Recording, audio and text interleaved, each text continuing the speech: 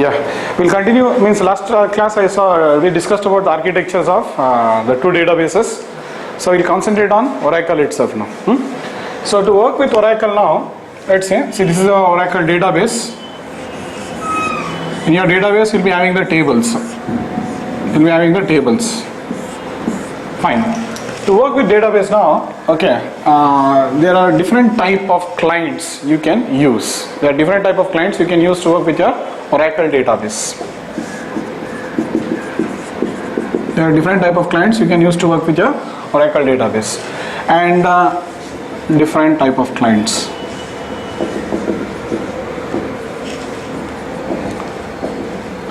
Which can be used to work with Oracle.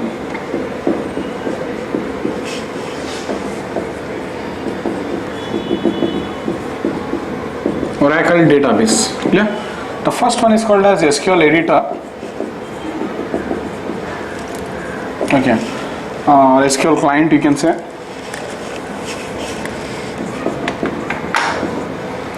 The second one would be called as Apex client.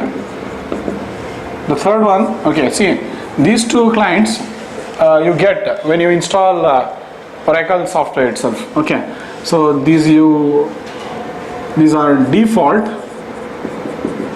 supplied by Oracle itself, and there are third-party tools also you can use to work with database. One of the most famous tool which we use is Toad. It is provided by the vendor. It's called as Quest software. Okay, he's a vendor. So like this, there are many clients you can use, but we saw this one till now. We'll go with which are now Apex client today. So diagrammatically, if you want me to represent this, see, it's very simple. Till now we were using the different type of clients.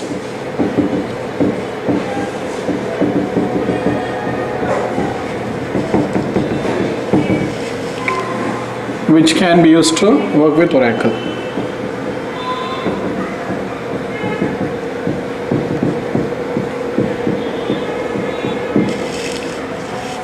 One is the SQL client, or we call it as SQL. This is the first one.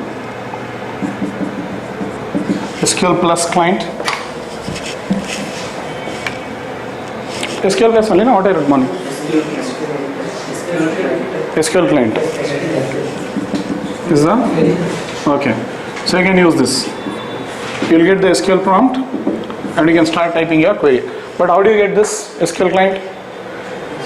You should log into DOS prompt. In DOS prompt you'll type SQL plus. As soon as you type SQL plus, it will ask for the username and password. Once you type the username and password, you'll get this. Till now you type work like this only. So this one is the SQL client. See, one more thing you can use, which is called as Apex. It is called as Apex. So when you install your Oracle, there is one server, okay, which is present, and inside that server there is an application called as Apex. Apex is an application which is there inside that server.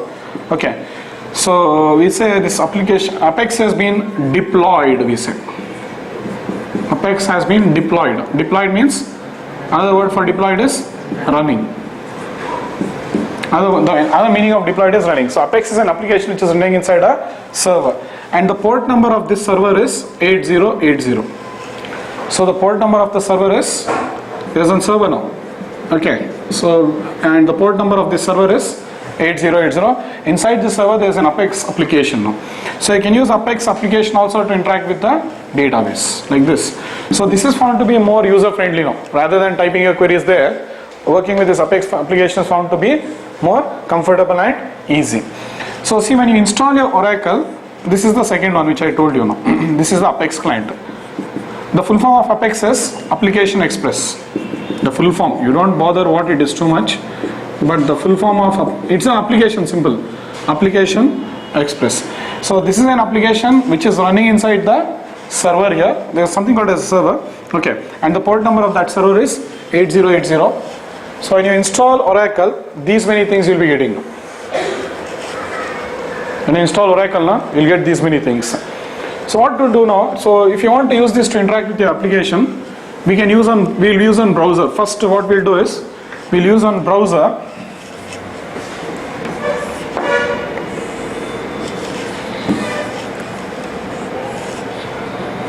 You can open a browser. You know what is a browser now? You can use Internet Explorer, anything, or Chrome, anything you can use, Google Chrome. But better is you use Internet Explorer, which is coming to you by default with what? Windows. You can use this IE.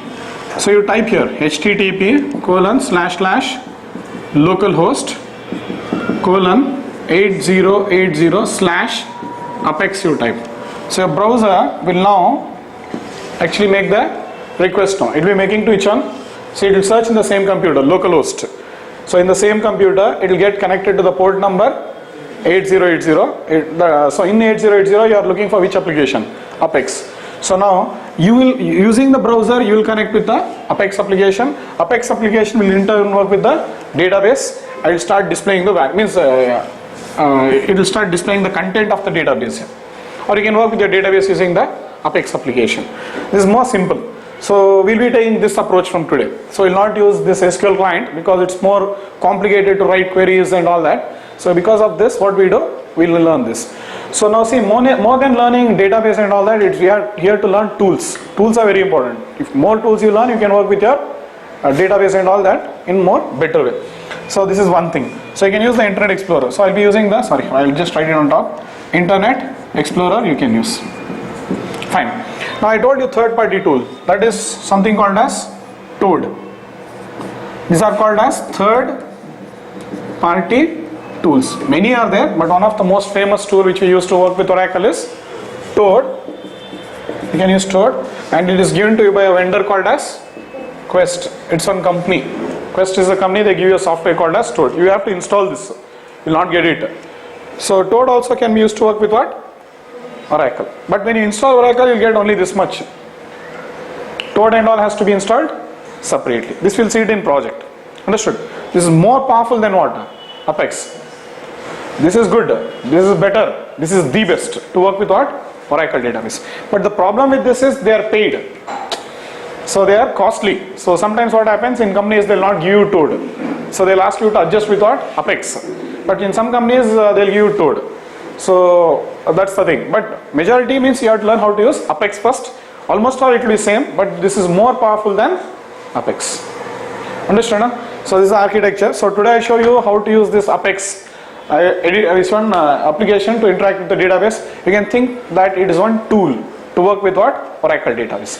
Similarly to work with MySQL also now. MySQL, you got tools. Okay, there also I got the client, on SQL client you got. One more is there, MySQL Yog is there, Yog. Okay, so you can use MySQL Yog to interact with what? MySQL Plus. This is the client here, I hope you call Apex. So there they call it as MySQL Yog. So these are all concepts, but if you know one database properly, automatically you can adjust with any database. So that's why concentrate on one database. When you are learning one database, do not focus on other databases. So first I'll introduce this tool. So once we complete this tool, then we'll get into other things now. Clear? You have any questions here?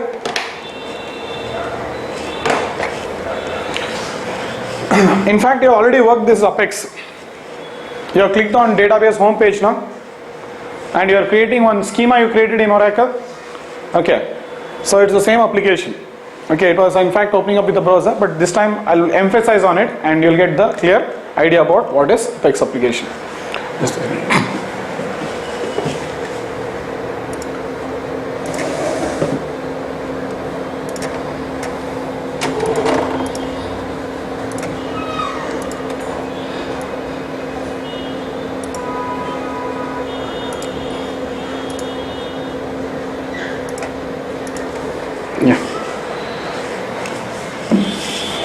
You got the three vendors, no?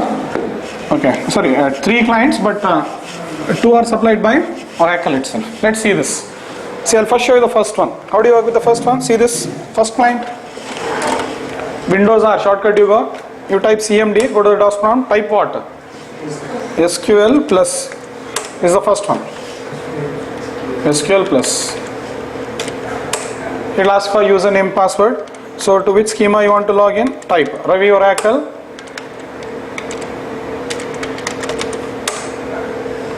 Okay, it's connected, and you can notice that it is case insensitive.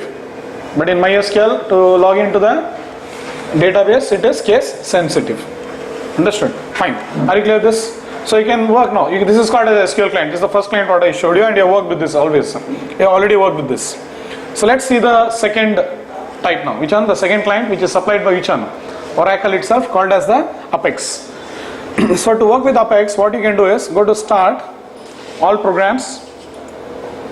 Okay. In all programs, what you do? You go to Oracle. In Oracle, you click on go to database home page. You already done this. This is only the Apex application.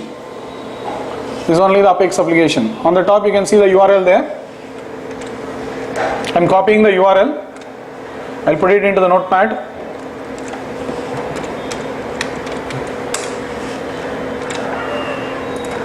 See, this is what you leave this part of it. So what is like HTTP? Okay, // So this entire thing will be replaced with what? This is nothing but the IP address of your computer. Instead of that, you can give what? Localhost. So then you will tell 8080, then it is Apex. 8080 is the port number. So this is one way you can use the Apex application. But other way is, see this. This time I'll open, see I'm closing this. You know how to work. But other way how to work is open the Internet Explorer. Newly I'm opening now. So here I'll type, what I'll type? HTTP. Means browser is also on software. It's also an application. So you're using this software or application to interact with Apex. Apex will in turn interact with Oracle database. This is the route what we are taking. So HTTP:// localhost. Yes, look at the URL. HTTP localhost. If you know the IP address, type IP address. If you don't know the IP address, simply type localhost. Okay, 8080. In fact, localhost will be replaced with that IP address. Okay, so HTTP localhost 8080 Apex. Type this much. Now browser will interact with what? Apex. Apex will interact with the database. So you can give your password now. Which schema you want to work with? You know there are already three schemas. One is the system schema. The other one is HR schema. The third schema is the schema which we created in the last class, which one? Ravi Oracle. So from now we'll work with our new schema which we have created. So Ravi Oracle.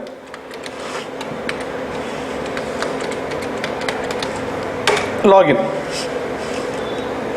Okay, so you can work like this also.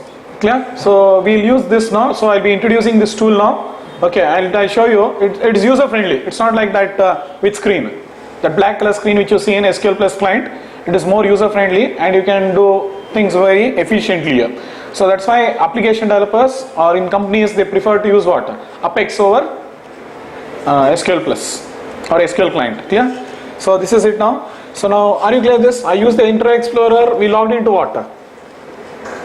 Apex. Apex is interacting with the database. You got the route now? I think shall I remove that diagram now? What did I do? I opened the browser, Internet Explorer. I typed in what? HTTP localhost 8080 Apex. So it gave me the screen now. Which screen? One screen and asked me to enter the name and password. Okay. So and if I give it correctly, now you are connected to your schema. This is how it happens. Clear? Shall I clear this now? So first one over. We are going with the second one.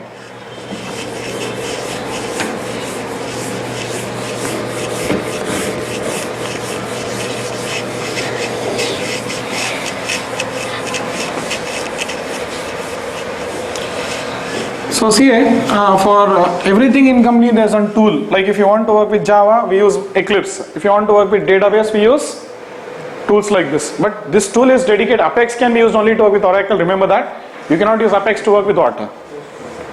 SQL, MySQL. It has got its own different tool. Remember that. Okay, so to see, to work, if you want to join industry now, more than having knowledge on database and Java and all that, you should have more knowledge on tools. Without tools, it's very difficult to work in companies. So apart from mentioning Java, Oracle and all in your resume, you should mention more of tools. Which tool you know to type Java, which tool you know to work with Oracle database. So these are the things which add more weightage to your resume. So practice these tools in a better way so that your resume looks very elegant. Yeah. So I'll show you now.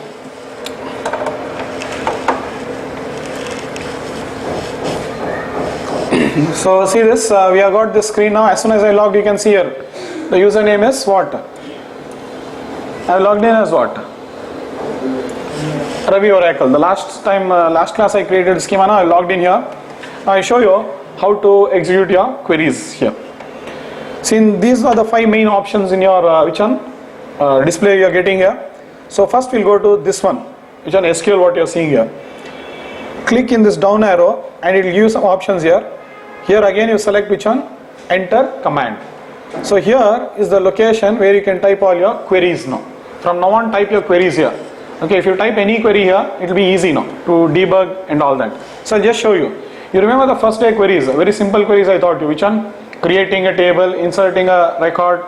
So I'll execute the same queries and show you now. Okay, so we are going to create the same employee table today in which one? Ravi Oracle schema. In Ravi Oracle schema, I'll create what? The same employee table.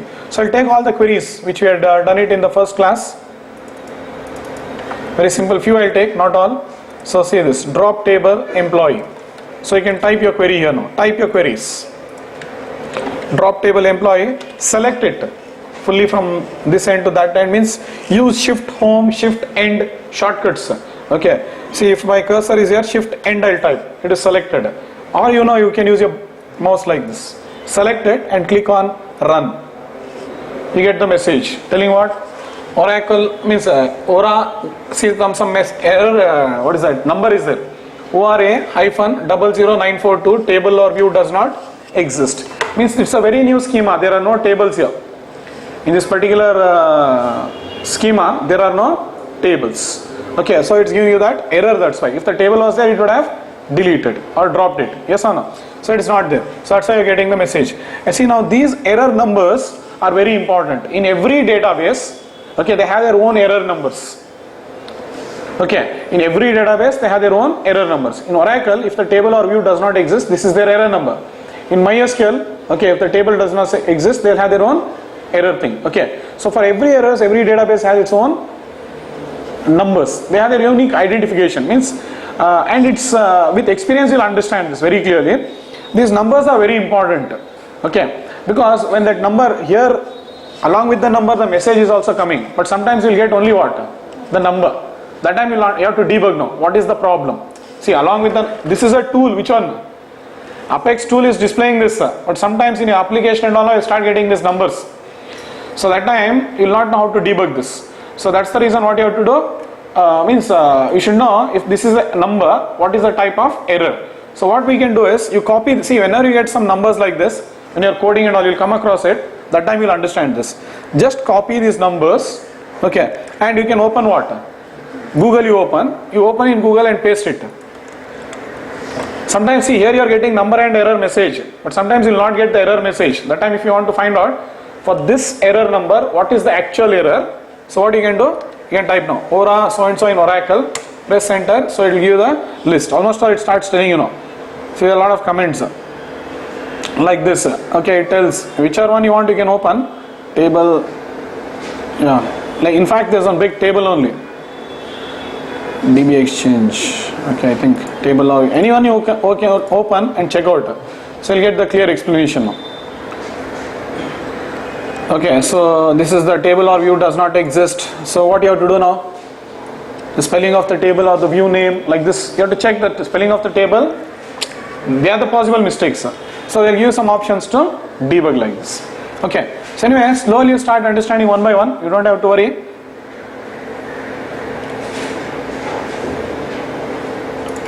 Okay, this was the one. Then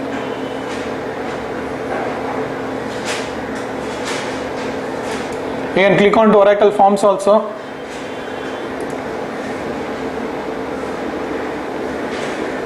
So here you get this. Okay, and you'll understand where to get all your solutions slowly. All online only you'll understand. Clear? So this is how you can you'll be debugging later on you'll be debugging, but every error has got a number in Oracle. Fine. So now drop table employee over. Which is the next query now? Creating the table. So you'll create a table now. So what is the table I want to create? Till now you have created your tables. So come back now. See, I'm creating a table. So this is a table I'm going to create. Create table employee, ID, number, name and all that, and I'll say run. So table gets created now. You can see the message table created.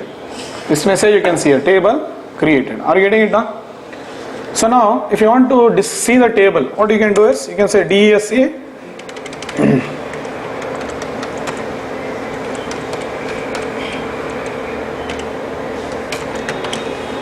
will give you the description of the table. See, this is the description of the table. It's telling you clearly this is the table name, these are the 3 columns, the data types, like that. More information it gives you. If you want to see the contents of the table, you can type select star from employee.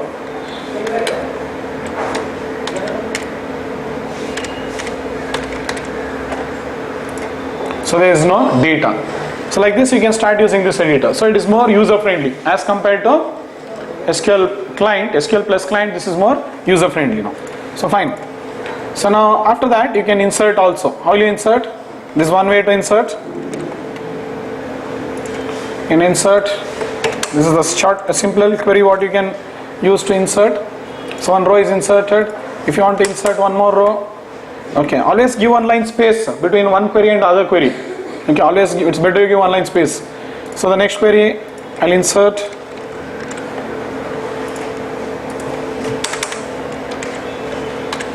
So like this your data will start getting inserted, and if you want to see your records, again say select star from employee, you can see it here itself.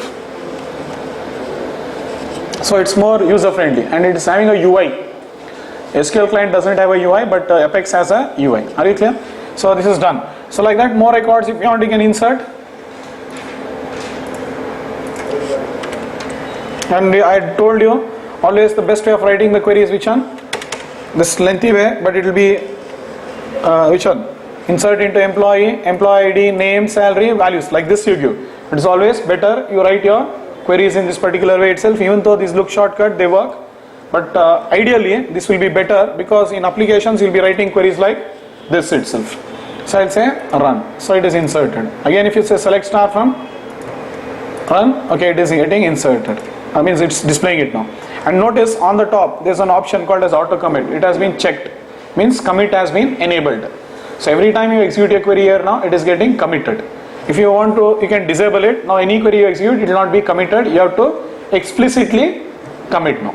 Explicitly. If you enable it, it will be committed implicitly. Right now it is auto commit true. Means it is getting committed. Clear? So now see display 10. Now what is this? You might ask. Supposing if there are 10 rows. So here it will display supposingly in the database there are 50 rows. Out of 50 I want to see only 10. So how many you want to see you can set here. 10, 15, 20. Because when you write a query, all the records will be fetched. But among all the records, how many you want to see? That you can specify here. I am specifying it as what? 10. Means right now I don't have more than 10 there. But if I had more than 10 rows, it would have displayed me what? Only 10 rows. Are you clear this now? So like this it goes on. Fine. Then next, if you want to say like this, I want to see only ID and name now. Fine, write your queries. So exactly, see now here star was happening, but now see only ID and name will be displayed. Like this you can go on executing all your queries now. See only ID and name is displayed. More queries. I'll select what? Salary and name. Fine, that's also fine. Same, like how you are typing in SQL client, you can type here. Same thing. Understood? So it will go on executing for you. So this is much better as compared to SQL client. Clear? So practice typing means initially today first you work with what? Apex. Then you learn, you type whatever I am going to teach you next. First you learn the Apex, because if you learn Apex, now whatever I teach you next will be very useful in typing all that. Clear? First learn Apex. So this is done. Are you clear with this now? Shall I close this? Okay. See, this is one way you can type your queries and execute. Okay. And most important is see, in companies now what will happen? You will be writing application. In fact, these queries will be written in your Java application or VB application somewhere. Now, you want to write a query. You want to write a query. But whether the query is correct or not, you cannot check in what? In your application. So best is what we do. First we type that query in applications like this. We see the output. Then if it is giving you the required output, Okay, then what we do, we copy and paste this query into your application. That is the way we are going to use this particular tool now. Slowly you'll understand that. Okay, so that's the reason it becomes very important to use all this. Fine. See, anyway, now right now the option I had used was what? I'll go back now. Which was the option I went for? In home, which was I went into SQL. So that is one way how you can work with your table. There's one more way how you can work with your table. Okay, see this, it's full UI style, no query, nothing. So there are just options. You click, automatically your table will be created. You click something, automatically row will be inserted. Like that, full UI friendly now, no query writing only. See this now. So I went into SQL editor this time, but this time I'll go into what? Object browser. So in object browser, see what will I do? Object browser, I'll go with browse and I'll go to tables. I'll go to tables. So in fact there are 3 tables already existing. I'll delete all the tables now. Just see this.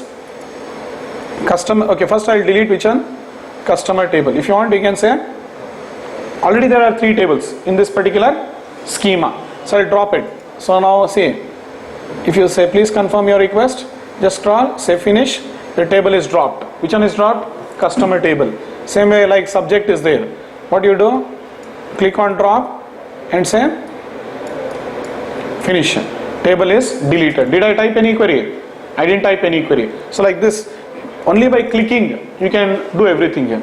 Now see, we had already created an employee just now. Okay, see this, I'll work on that, you'll understand. I am clicking on employee table now. In the employee table, see, first table has been enabled. The table option has been enabled. If you click on table, it is displaying you all this. What all it is displaying? These are all the different options here. Okay, in this table, do you want to add a column, modify column, rename column, drop column, rename something, copy, drop? Drop means what? It will drop the table, just now I showed you. It will drop the entire employee table itself. Okay, so these are the different options. Now I'll click on the next option, data. In data, these are the sub options now. Understood how they have designed it? In table, these were the sub options. Now in data, these are the sub options. Like that, they are sub options. Okay. So now see, in data, query, count rows, insert row, something is there. So now see, I want to edit Ramesh to Ram. I'll not write any query. So what will I do here? I'll just click on edit and I'll just change the value, Ram, and I'll say apply changes. Automatically the row gets updated. I didn't write any query now, full UI style now. This is also one more option. Either you can open that SQL editor and type your queries, or you can open the object browser and work only with options like this. Click options, click, click, click, automatically start happening. Now see, I want to delete Ganesh. So what you'll do? Just click on the edit button and click here, delete. Now what happens? Confirm delete, that row only is deleted. But I'm not writing any queries now. This way also you can do. And now see, not only editing, deleting rows, not only this. In fact, this object browser can be used for what? Creating a full table only, everything you can do. I'll do it from the beginning now. See here. So what I'll do is, I'll click on employee table and I'll drop the full table now. Click here. Table should be enabled now. Click on table, you'll get the sub option. So drop is the sub option of what? Table. So I'll drop the table now. So once I drop the table, click on finish. So the table is deleted. I'll not type any query. See how I'll do it now. So here in object browser, you go to object browser, click on create. Okay, slowly also again go see this. Home, object browser, create. What do you want to create? Table. Click on table. So it will ask for a table name. See, these are the different options which will be going on. First you are working with columns, then this one will be enabled, then this one will be enabled. But first which one is enabled? Columns. In columns these are the sub options. So the table name I want to create is employee, correct? So what is the column name now for employee we are creating? Employee ID. So give these values. What is the data type you want? Number. Fine. So that's it. And then what is the next column you want? Name. Correct. What is the data type you want? Varchar. Okay. Then size also you can specify here. 40. Understood. Then the next one is what? Salary.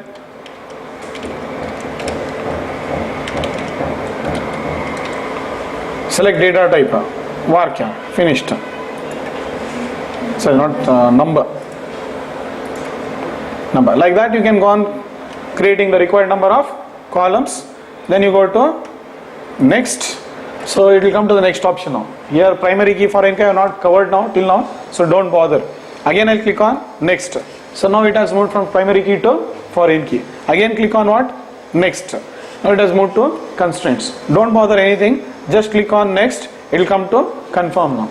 So here you click on create. So now what happens? The table will be created. See this, table got created. Full UI style now. We are not even typing any query. The table has got created. We are in table now. Is there any data inside that? See, I am going to the next option, table. You will see all the sub options of table and it will say there is no data. Table has been created. Now I will insert a row. How will you do? Click on insert row this time. So it will give this option. Employee ID 101. What is the name? Rajesh. Salary 1000. So then what you can do? Say create.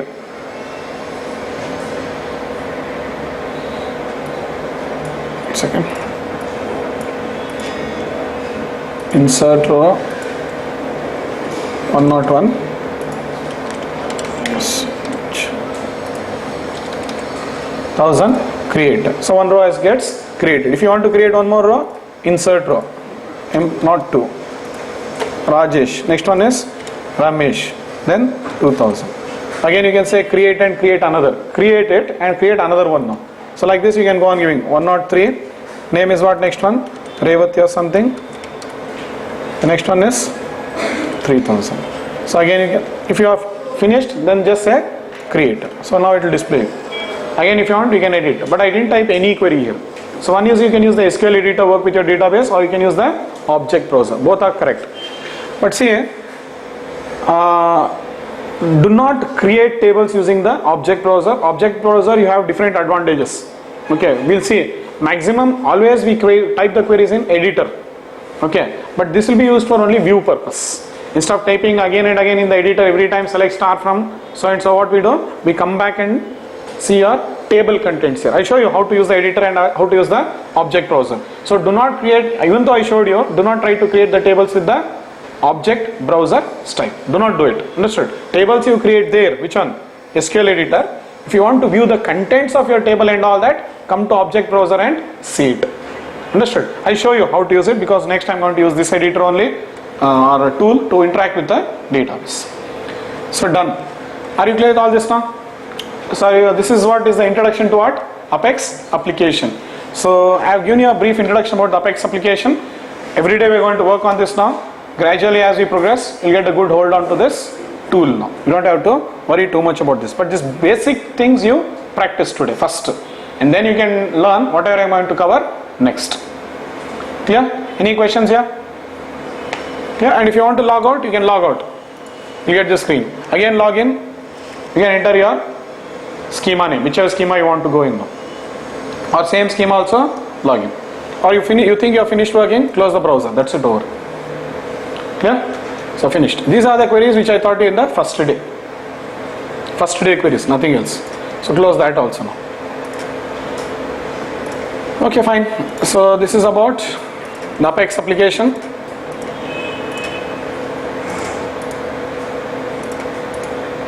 This is about the Apex application. Now next what we'll do is, we'll go to the next subject of Oracle now, called as constraints.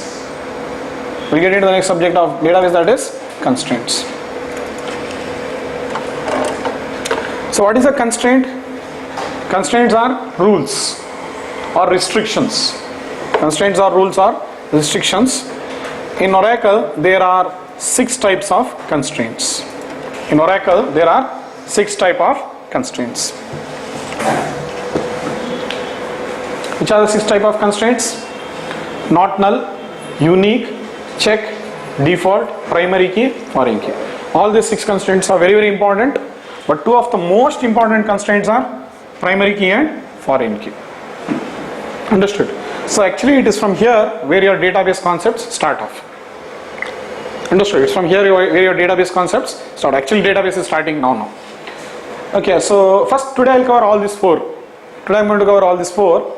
Okay, these 2 will be seeing it from the next session. But to understand primary key and foreign key, minimum we need 4 sessions, not less than that. Understood? Most important topic of this database, most important topic of database is always primary key and foreign key.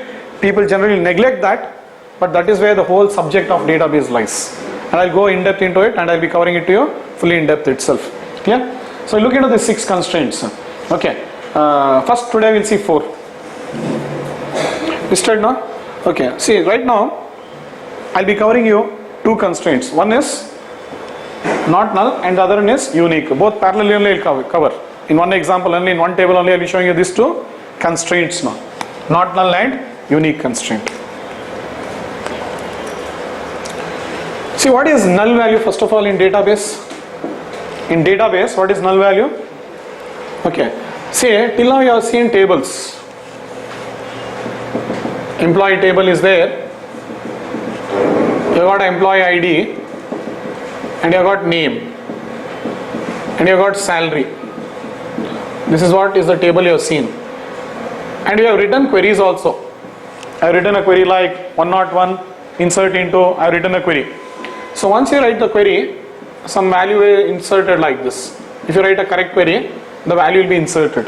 What is the query you will write? Insert into employee, column names. Which are the column names? Employee ID, name, salary. Correct. I am explaining the constraints now. I am going with the first one. Which one? Not null and unique. But first, I'll make you understand what is null. Then you'll understand what is not null and unique. Okay.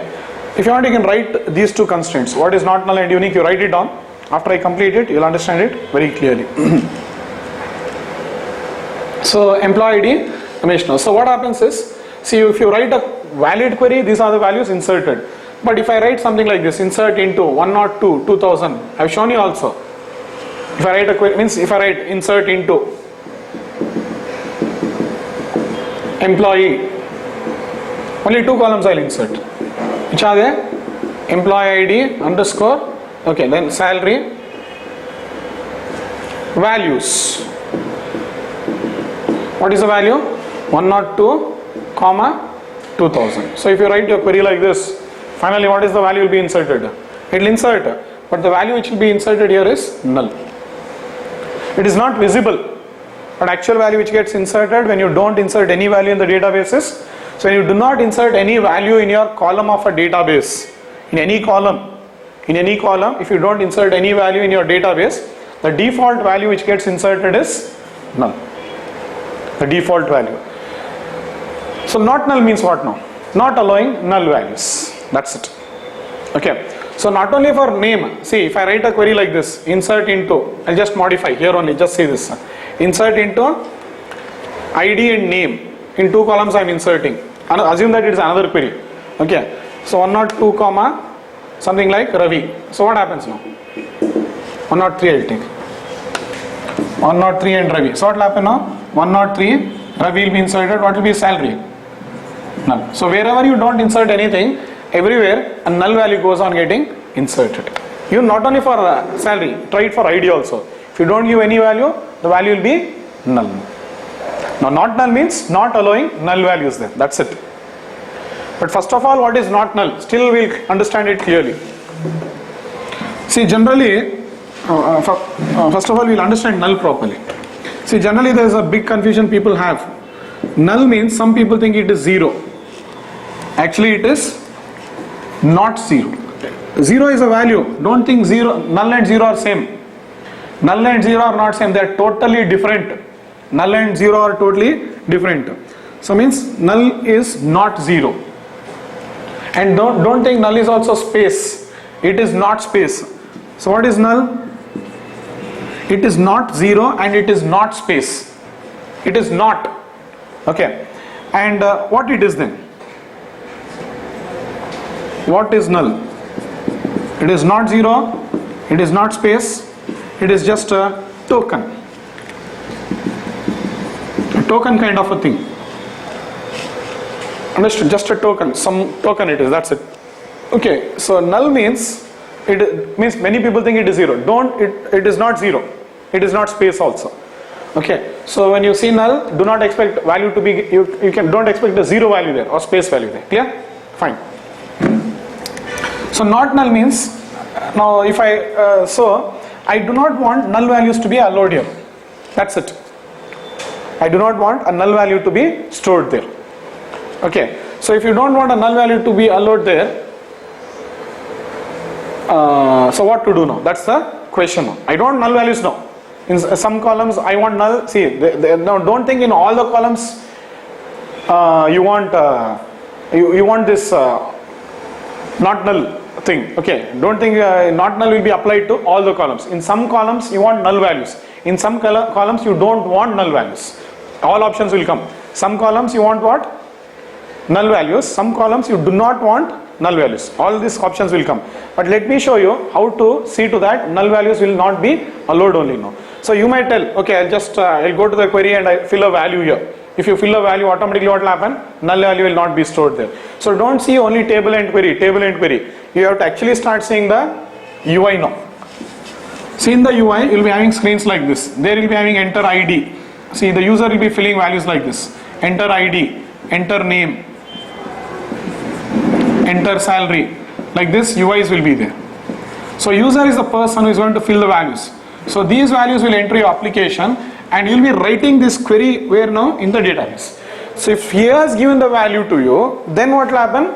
Value will be stored now. If he is giving the value to you, then your application will be storing the value. If the user is not giving the value, from where will your application store the value now?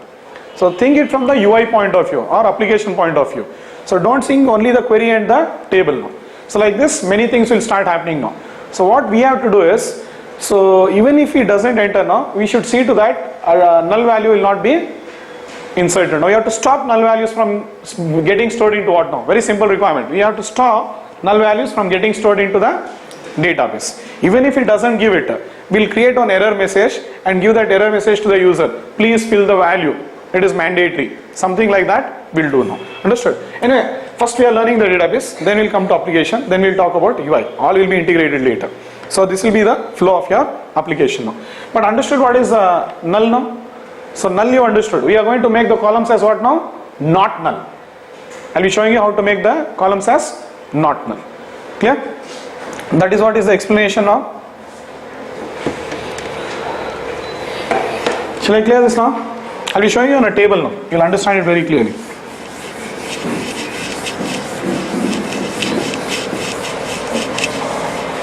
So null. Then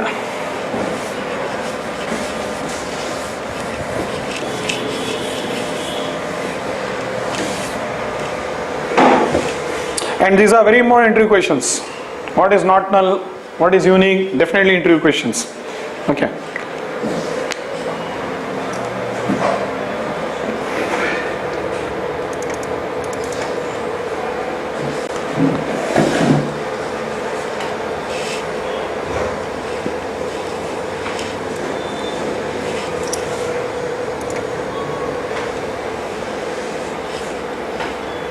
See, not null. Understand the concept. I'll only be showing you how to do it, that's it.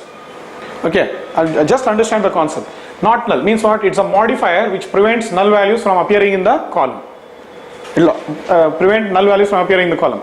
Null is not equivalent to 0 space or any other value. If a column has a null value, it means value has to not been provided in the column. Very simple concept. So I do not want null values. Let's see how you avoid it. That's the concept. Now one more is there called as unique. Okay, so I'll explain what is unique also now. Sometimes in your columns now, you do not want a duplicate value now. In your column, I'm talking column wise. In your one column now, you do not want duplicates. Like example, you are having employee only. Employee name is there.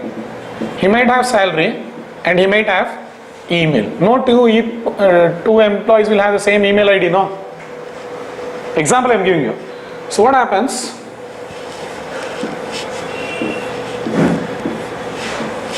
Okay, so there is an employee ID Ravi. So he is having a salary 1000 and he will have his ID Ravi @ cluster.com 102. His name is Ravi Shankar or something. Okay, his salary is 2000. But he tries to create one more ID with the same what?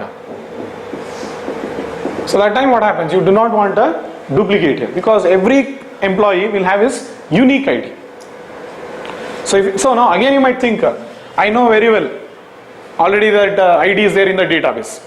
Okay, but again you are seeing the database directly. Think from practical point of view. Practical point of view will be what?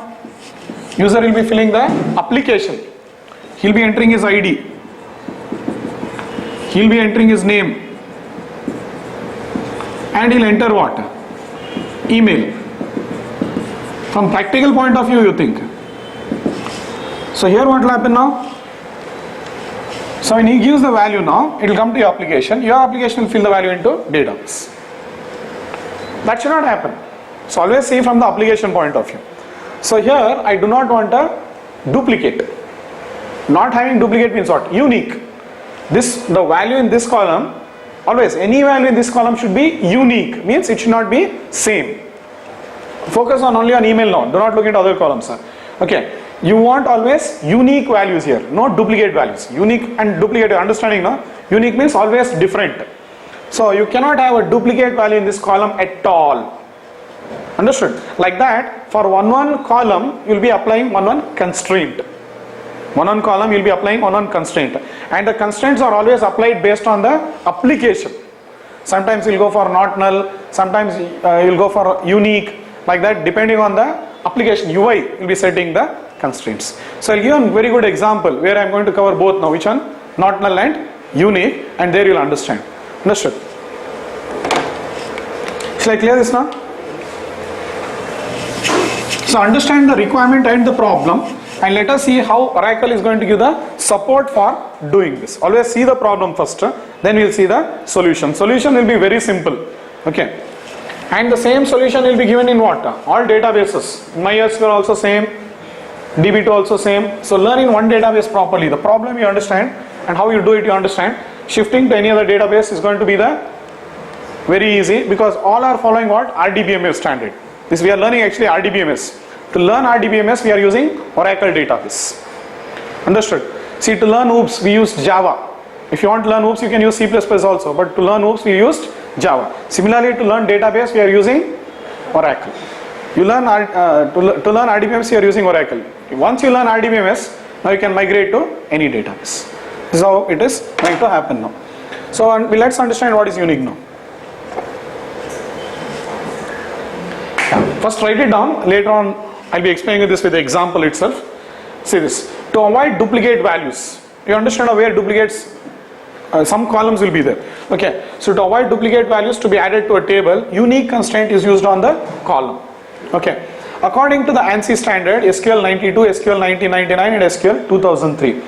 Means, see, whenever we have a problem, generally in the software industry it happens, they'll raise one what is that, ticket for it, ticket or one document number for it, and then they'll find a solution. Okay, and for that solution they'll have a number. Okay, these standards you'll understand later. See, according to the ANSI standards, SQL 92, 1990, these are all numbers, means this problem might come. So they prepared a document. In this document you'll find the solution for what? Unique constraint. Okay, so there what they are telling is, a unique constraint should disallow what? Disallow, it should not allow, means if it is a non-null value. Non-null value means you are providing a value. Non-null means you are going to provide a value. If you are providing a value, it should be unique. If you are providing, if you are not providing, fine. Means this is what is very important. If it is unique, it will allow duplicate null values. It will allow duplicate null values. If it is unique, it's very very important. It's a bit confusing, but you have to understand. If it is unique, it will allow duplicate null values, but it will not allow duplicate non-null values. Means, see, supposingly email is there. If you don't give fine, email column, if you don't give fine, it will be null. One more user, if you are not giving, this is 101, this is 102, this is 103. For 3 users you are not giving the email, means some people might not have email, yes or no? So null will be allowed. Okay, means duplicate null values. But if you give, for 104 I give now, as what? a@gmail. This is called as a value now. Okay, 105 cannot have the same email ID now. a@gmail.com he cannot have. That is what you mean. Disallow duplicate non-null values. These are non-null values, yes or no? a@gmail and a@gmail are what? Non-null values. So it will not allow duplicate non-null values, but it will allow duplicate null values. So all this I'll be showing you with example itself, which you will clearly understand now. So we got the problem, we know how to, we have to find out now how Oracle is going to give you the solution for all this. Done? So what I'll do now, I'll take one good table now called as customer. Let's see now. So think from the UI point of view, user interface, means your application is having one user interface. From the user interface point of view, think, because don't see only the directly database. So there's one data, okay, see today I'll be going with the fourth day queries. Okay, see this. I'll be creating today one table called as customer. Customer I'll create.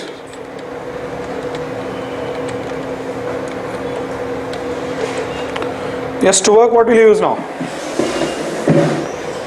You can use Apex and you can get into Ravi Oracle. Your schema you get into now.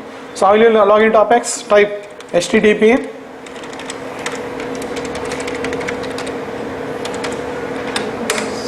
localhost Apex. Type now Ravi Oracle. Type Oracle. So now fine, it is there. So fine. Let's see SQL commands. Yes. So don't create your table in what style? Object browser style. Create it with SQL editor itself. Enter command. Yes, you'll get this screen now. In that you can type your queries. Drop table customer. Is the table actually present there? It is not there. So you'll get an error. See there?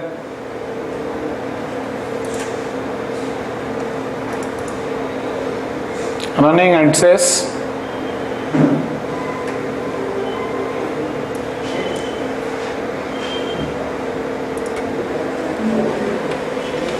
it's taking time, some time.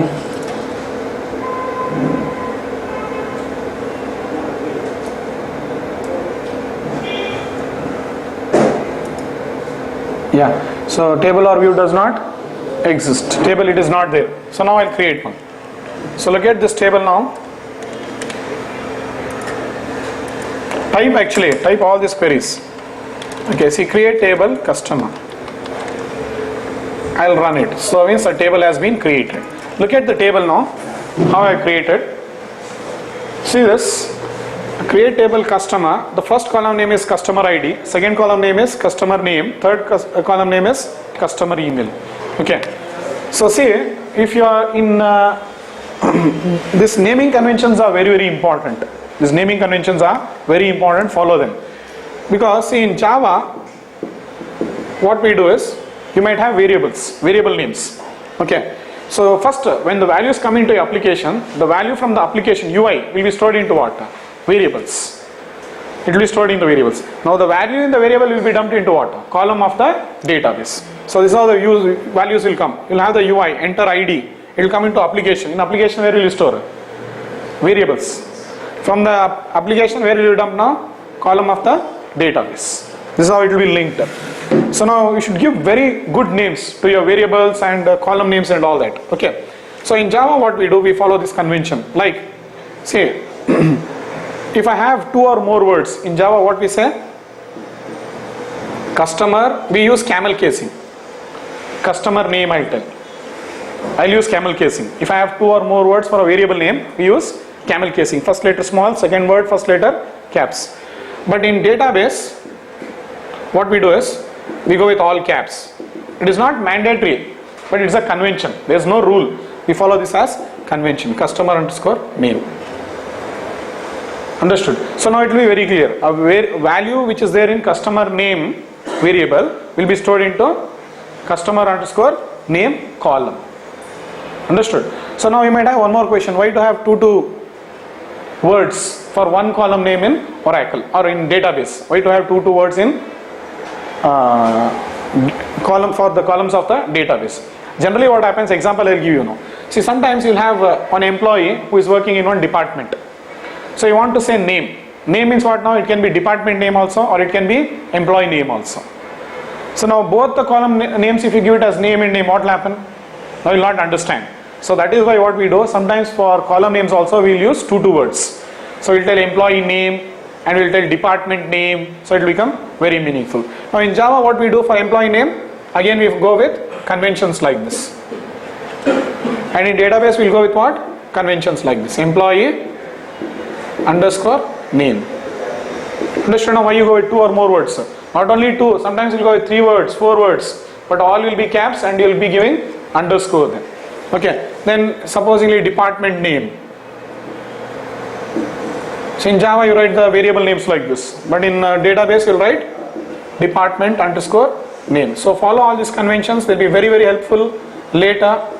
Okay, because these are the standards. Now when you go to interview, use these standards while writing your they'll ask you to write something, write this.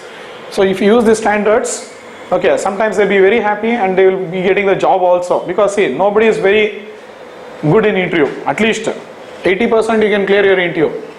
Okay, 80% is what they expect technically. In 20% now how they'll compromise by looking at your professionalism.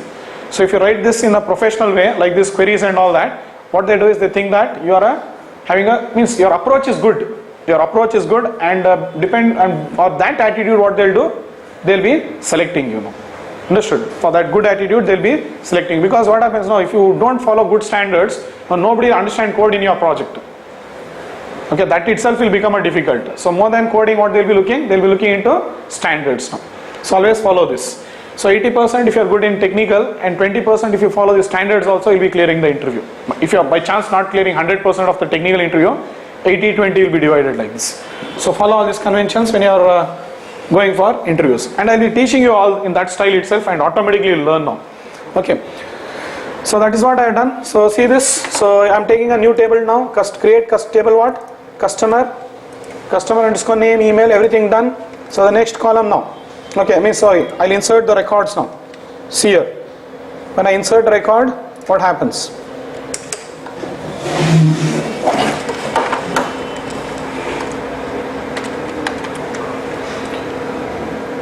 Run. So one record has been inserted. Now I'll insert one more record.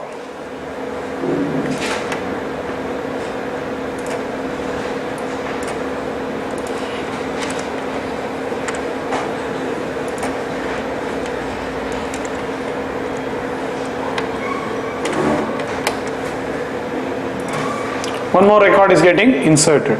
Now let's say select star from employee to see whether the values are there or not.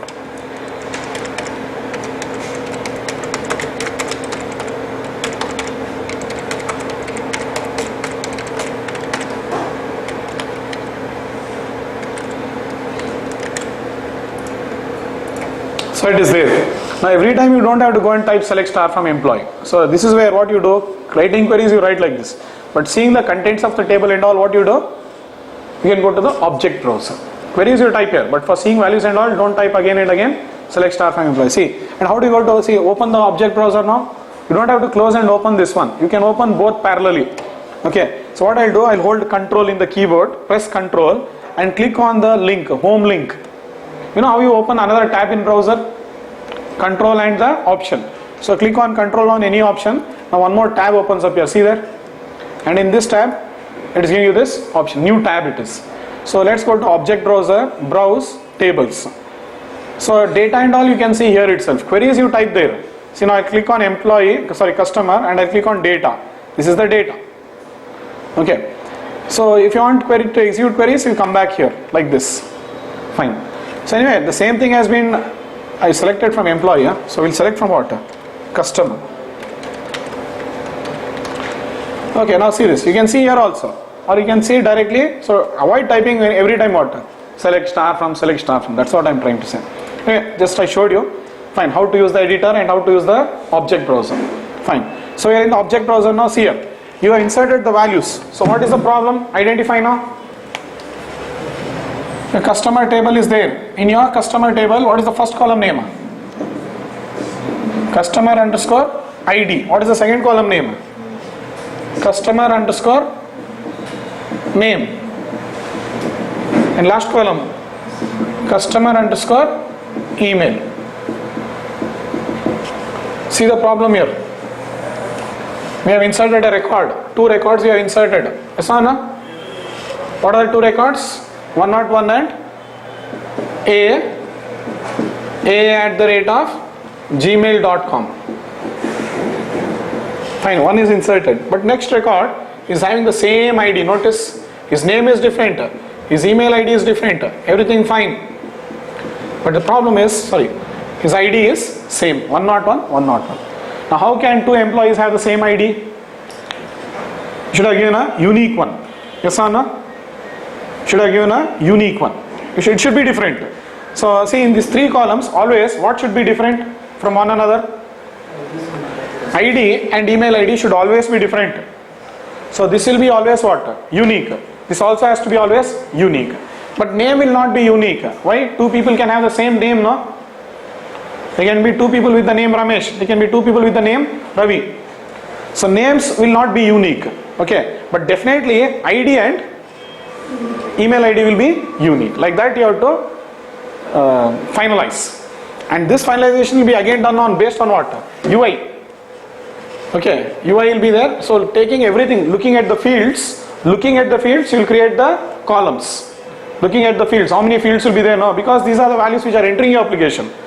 So once the values enter into your application is going to have temporary memory. Okay, so the values in the primary memory will be stored into what now? Database, which is the permanent memory. So looking at the field and the values, you'll be deciding the length of the, which one? Column size, the data type of the column size, and the constraints also. Okay, like that you will build your columns there.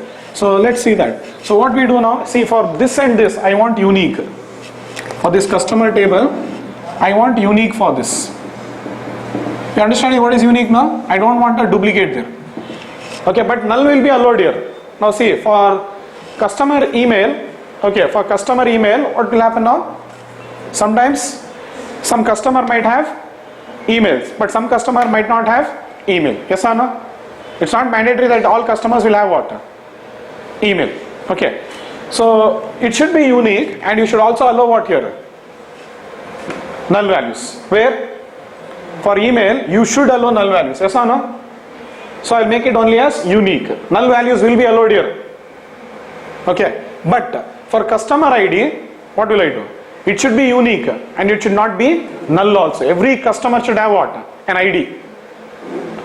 So now for this column I'll apply both the constraints. What? Unique also I'll apply, plus not null also I'll apply. Unique also I'll apply, plus not null also I'll apply. So this will be unique and not null. Which one? Customer ID. This is the concept. Now if I apply that constraint what will happen? Null value also will not be allowed in what? ID. Null value also will not be allowed. Null value also will not be allowed. And at the same time, it will not be having, because if I make only not null, what will happen? You have to give a value, but I can give a duplicate value, no?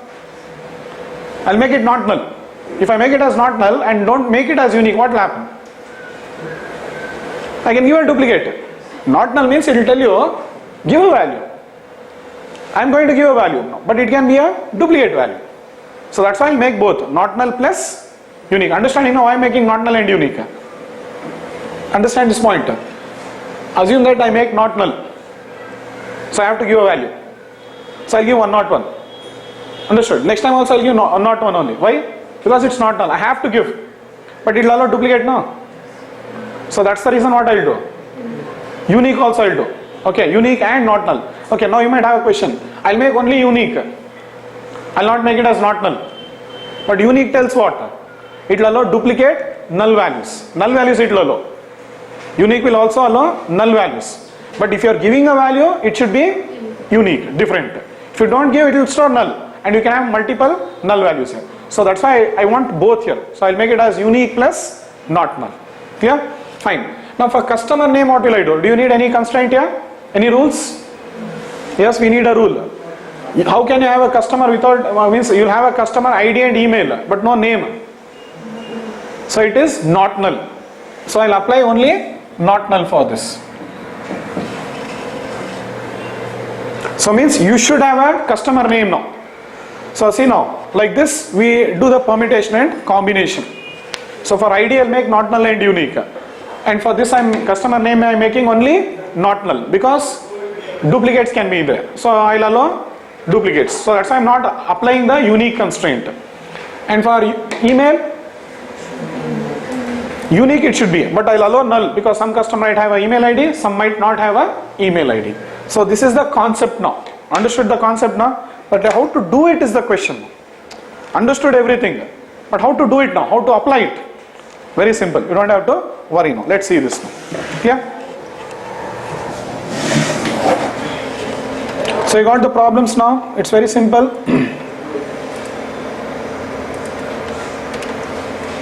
So I'll make you understand the null value. So we'll continue with the same table. I'll show you all the problems now. I showed you the duplicate value problem. I didn't show you the null value problem. Null value problem I didn't show you. For see this query, you'll understand. Next query we'll take now.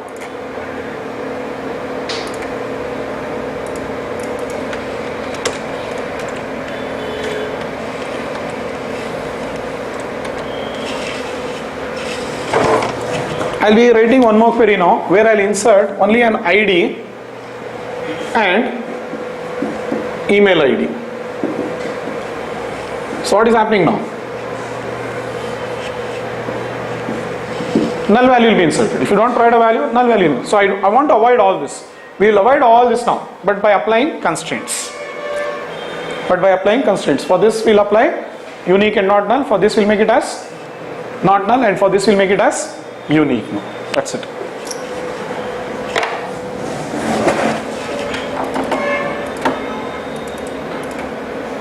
See this now. I'll run the query. So one more row is inserted. I inserted only what? 103 and the email ID. Now see, select, or you can go to the browser and see that. Refresh it.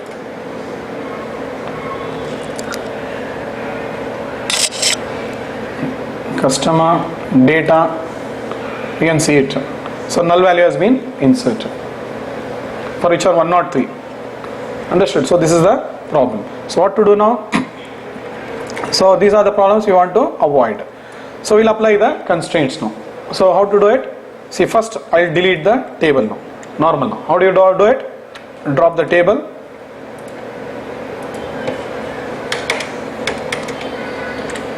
I'll create the table newly now. The data will be lost. Fine. So after that, I'll create the table like this. Look at the syntax this time. There's a small change in creating the table. What did I do? Everything correct. Customer ID, number, means customer ID is the name of the column, number is the data type, size, what am I telling? Not null is on constraint, which you just now wrote down the notes. Other constraint which I am applying is unique. Both I will apply, not null and unique. For name, what I am doing, I am applying only not null. That's all, same. See this. This is one column full. Then this is the next column. And this is the third column. So observe one by one the syntax. Your columns will have the name, it will have the data type, it will have the size, and if you want you can specify all your constraints like this. What are the list? Not null, unique, there are 6. So for customer ID I am giving 2 constraints. Comma, this comma is very important. First column comma, then the next column, comma, then the third column. For the last column don't give comma, it is syntax error. So write it. So once this is done, now see, all that problems will be resolved now. Created, table has been created. Once your table has been created, now come to the object browser. In fact, the table had got deleted. See, it is unable to show it. Close this and open one more. Which one? Browser. Sometimes it will not work. Open another browser. Go to object browser, browse, tables. You can select your table. Which is your table now? Customer. Okay. Now see, data table in this is the table now. It is having ID, name, email, everything fine. So go to the data option now. On the top, there is no data there. We know that. But click move ahead. You can see something called as constraints. Click there. So your table is having totally 4 constraints. Which are the 4 constraints? For the first column 2, not null and unique. ID we are having not null and unique. For the next column, name, we are having not null constraint. And for email ID, we are having unique constraint. In fact, these constraints are also called as DB objects. They are separate. They are separate, but they are linked with what? Tables. Table is on DB object, this is on DB object, and it will be linked. Understood? So fine. And look at the names here. Can you see this? Sys underscore something. For every constraint it's giving a name. Like for how you, when you create a table, you give a name, no? When you create a table, what do? You give a name, employee and all that. Customer, you are giving a name. Similarly, when a constraint gets created, okay, it will also have a name. So if you want, you can give the names explicitly. If you want, you can give the names explicitly. But if you don't give the names explicitly, the Oracle database will only give the implicit names. So next query, I'll be showing you how to give names to the constraints. I'll show you how to give the name to the constraints. So anyway, see, these are the constraint names. Sys underscore C00430, sys underscore C004031, something like that. Name it gives you. Are you clear? And this is for not null. This is also for not null. These are for unique now. Understood? Totally 4. Remember that. Look in the query. There are 4 constraints. For the first column, 2 constraints. This and this. For the second column, 1 constraint. For the third column, 1 constraint. Totally 4 constraints are there. So since we did not give a name to the constraint, one implicit name will be given, which is very odd, which we can't remember. Understood? But anyway, now things are done. So now we'll try to insert a record. Let's see what happens. I'll insert the record now. See this record. First record we are inserting run. Data is inserted. No issues. Now see, in the second query, what is the problem? We are giving a value 101. It is correct. Okay, everything is correct. We are having a name. Everything is correct. But the problem is we are sending a duplicate value. But it should be unique now. If you send, what happens? See. See, this is the number Ora-0001. That's the correct number. But the message for that is unique constraint has been violated. Look at the error. Ravi Oracle dot. Look at this dot. What is it telling you? Sys underscore C00. That is the name of the constraint now. Sys underscore is what? Notice here. Sys underscore, what was it? 32. See, 32 is the unique constraint. For which one? ID. This for ID now. Clear? It is for the ID. So like that. Anyway, so now this is how it will display you the error. Now next I'll show you the next error. What is going to be the error here? I'm not giving a name now. When you don't give a name, what happens? Null value will be inserted, but not alone now. So the query only will not get executed. So here what happens is you have put rules onto the table now. If correct value comes, then only you store the data. Else you will not store the data only. All values will be rejected. If all values are coming correctly in the query, it will be stored. If any value is incorrect, the whole query does not execute only. See this, error occurs. Why? Because, see the error number, 1400, cannot insert null value. This is it. Ravi Oracle is the schema name, dot, which is the table name, and in customer underscore name. It cannot insert a null value. Like that, it starts giving you the messages. The name of the schema, the table name, whatever problem has occurred, clearly it will start giving you the message. So you should know how to understand the error messages in database now. Okay, in which schema, which table, what happened. Okay, slowly you start understanding the errors. Are you clear this? So it's not alone. So if you want, you should give correct values only. Like what? Like what you have to give? 101 correct. Next value what you will give is what? 102. Fine. Run. It is inserting. Everything is correct. All the 4 rules are getting followed. Now the next one. This will not execute. So what I should do now? What should I give? Customer underscore name, comma. I should give the value. So give it in single quotes. CCC. Correct? Huh? Comma. Is it correct now? So now this will also get inserted. So all the values are getting, 3 rows I got inserted. Go there and check. And data you click, and you can see your records there. Yeah, these are the records. 101, 102, 103, like this values are getting inserted. Clear? So here what is the constraint we have added? Not null and unique. Why not null and unique? Because if you understand? No. If I told only not null, I could add duplicates now.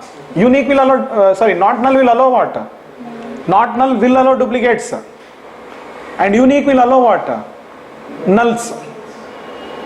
Remember that. Not null will allow duplicates. Not null will allow duplicates, duplicate values. And unique will allow what? Null values. So that's why both I applied for this. Then next, customer name only, not null. And for email, unique. Because some people might have email, some people might not have email. He is a customer. You can't force him to have what? Email. Clear? So that is how it is getting done. Clear this? So these are the constraints. Everything is fine now. We are very much happy. But the problem is tomorrow if I want to remove the constraint on the column now, what to do? If I want to remove the constraint, I don't want the constraint. Means like I don't want the constraint on what? Here it is mandatory. It looks illogical. I want to remove the not null constraint on what? Customer name. Example. And I want to remove the unique constraint on what? Customer email. I want to remove it. Okay. By chance if you want to modify your table like that, always this changes will come. Okay. Here it looks illogical, but sometimes in big tables you'll understand this problem. So now what will you do? It becomes very difficult to remove the constraint. So that time what you do is, you have to do a big lengthy process like this. You have to drop your table. Yes or no? Once again, I'll show you how to do it. So you inserted, yeah. See. So you put the values now. Are you clear? If you put, you will put all the correct values now. It will work. So this is done. So now if you want to alter now, see this. I can do like this. I'll drop the column. So like this one headache process is there. Which column I'll drop? Which column I'll drop? I want to remove the constraint for what? Customer underscore name. So I'll run. Table means that has got deleted now. If you want, you can go and check in the browser. Customer name will not be there. See this table. What is not there? I dropped the column now. But my intention for dropping a column was what? I wanted to drop the constraint. I didn't want to drop the column. I didn't want to drop the column. Okay, but I wanted to drop the constraint. Since they are linked, what did I do? I dropped the column. Once you drop the column, what happens? I dropped this column. We had on constraint here, sys underscore some name was there. Leave it. That was my intention. It was linked with this. I wanted to remove that constraint. So I dropped the column. Once you drop the column, what will happen? When column only is not there, constraint will be there. Where it will be? When column only is not there, there is no question of constraint only. So my intention was actually removing constraint. So that's why I dropped the column. Once you drop the column, okay, it is not there now. But the problem is, where is the data now? Data is lost. So this should not happen. So you should have a flexible option. Understood? Even if you modify something in the table, data should not be lost. You should have a flexible option here. That is why I show you a better way of this concept is good, but I show you a better way of applying it. We are going to apply the same constraint, but we will be doing it in a better way. Okay, so means you should decouple. It should not be so tightly coupled. Any changes you want, you can apply it immediately and easily. So I show you how to do it in a much better way. That's all. So concept, everything is same. We are going to do it in a slightly different way, which will be very beneficial to us. So let's see this, how you do now. Okay, after that you can add a column. After dropping the column, you can add a column now. See, like this you can alter table customer. What are you doing? You are adding a column and you are allowing null values there. My intention was I wanted to remove the constraint, but you dropped the column and then what did you do? You created the column. Now you go and check table. Okay, it is there, name, but data will be null now. Problem is that now we have to go on updating. Yes, the same problem is, my requirement was what? I wanted to remove the constraint. So if you want to remove the constraint, you have to remove the drop the column, then create another column, then fill the values. Who is going to do all that? Three rows only, it's becoming so difficult. If your table is having around 1000 records, imagine how will you fill the data. So it becomes very cumbersome or troublesome. So we'll decouple now and we'll do it in a systematic way. All things same, only I'll do it in a better way now. Let's see how you do it now. Fine. See, I'll drop the table. I'll begin from the beginning. See this, how will I do? Drop table customer. So what will I do? I'll delete the table. From the beginning we'll start now. Table has been dropped, full table has been dropped. Okay, now see how I'll create the constraint. Not null, I'll create it like this only. How? But unique I'll not do there. See how am I creating not null constraint?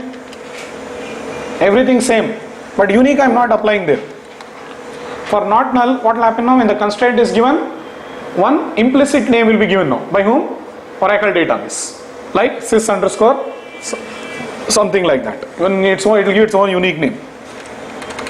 Understood? So let me run the query now. Run. So table has been created. So let's go. Table. Yes, a new table has been created. See, there are only two constraints. Which are the two constraints? Not null, not null. Okay.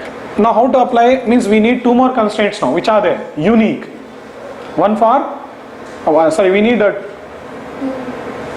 Yeah, two more constraints. Both unique. One for ID, one for email. Okay. So now see how will I apply the constraint now? Both the unique constraints. I'll do it in this way. Check this out. I'm going to alter the table and apply it. So we are learning more of DDL queries today. Which query? Data, definition, language queries. Create, modify, alter, like that. We are learning these queries today. So what will I do? Alter table customer. See this. Only unique constraint I'm doing like this. Not null, I did it there itself. Just check only not unique how I'm applying. I'll run. So table is altered. Now again we'll go and check where? In the object browser. Oh, look at the syntax. How did I do it? Alter table customer. What am I adding? Add. Open brace. This is the syntax. Add. What are you adding? Constraint. What is the name of the constraint? This time I am giving my own separate name. It's not going to use the implicit name. For not null it will take what? Its own name. Sys underscore C, something like that. For unique, I am giving the name. But look what a beautiful name I am giving. Okay. So UQ stands for what? Unique. One convention we follow. Okay. Similarly for primary key we say PK. So for all constraints we'll have some prefix like this. For n key we'll have FK. For unique what we do? UQ. On which column you want to apply? Customer underscore ID. So if you look at the constraint name, it's very clear. The type of constraint is unique. It will be applied on customer ID. This is the name still. Okay. So this is the constraint. This is the name, and it's of type what? Unique. It's a unique type of constraint, and it will be applied on customer underscore ID column. This is a syntax. So this is means you are telling now what you want to add. I do not want to add a column. I want to add a constraint. Okay. See. I'll show you one more query which you had written long back, just 2 days back or something you had written. Alter table employee. I had added one column called as password, remember that? Alter table employee, add. How did you add that time? Password varchar 250 size. We had created a query like, we had written a query like this. Check, almost all same. But for a column you will not mention column name and all that. Directly you will tell the column name, the data type, size. But this is a syntax for creating a constraint. Almost all same. So I am telling now what? Add constraint. Okay. The constraint name. And this is convention. You can give a name called as what? ABC cluster, but you will not understand now what is the name of the constraint and on what it will be applied. So that's why you take these conventions. It's of type what? Unique, and it will be applied on what? Customer underscore ID. So see now what happens. I think it's been altered. Let's go. We'll see the unique this one now. Constraints. Click again. What happens? It shows you unique underscore custom. See now the difference. That is what? Having its own implicit name, but this is having some good name. Unique underscore customer name. Same way you can create another. Which one? For what? Email. See this. I'll copy.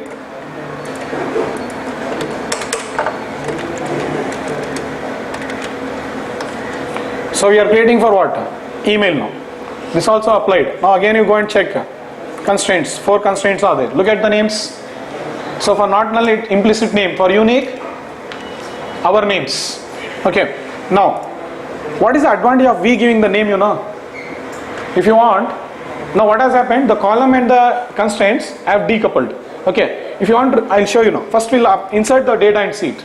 and then we'll talk about what is the benefit of we giving the names explicitly and creating and applying the constraints in this way. Okay, it looks a bit tedious. See, earlier you were giving the constraints like this, directly only one word, what? Unique. Only one thing, unique is one, it is very easy to create like this. But to remove a constraint, it becomes very difficult later. Right now what I have done? I created the table like this, and then I went on to apply the constraint like this. While doing it, it's big headache, but the benefits, too much is there. Let us see what are benefits next. But first I'll insert the data and show you. I'll insert the data, all the rules will be applied now. See this? I'll insert the same 3 rows. Run. Okay, so it is inserting the second row. Yes, inserting. You try to insert a duplicate. See here. 101 I'll give. For what? C. It will not allow. Yes or no? Because unique constraint has been violated. So if you give 103, if you are giving correct values, definitely it will insert. Else it will give a error. Done? This is the problem. So fine. So now what is the data here? You can see. Yes, data you click. Okay, think table data. Okay, it's failing to pass. Refresh. Customer data. Yeah, you can refresh also. Instead of opening a browser again, refresh it. So see this. Data is there, everything perfect, and you can see the constraints. Systematically 4 constraints are there, but 2 implicit names, 2 explicit names. Now the benefit we'll understand. See, if you create a constraint in this way, no, there's an advantage. If you want, you can delete the constraint or drop the constraint, we say. Tomorrow you don't want the constraint, you can remove it. How? See this. All I'll do is, which constraint you want to remove? Alter table customer, drop constraint. Which constraint? Unique underscore customer underscore ID. I can drop it. I'll not drop for ID, but I'll drop it for what? Email I'll drop. I'll show it to you. So this is the advantage of giving a name. Both I got the query. See this.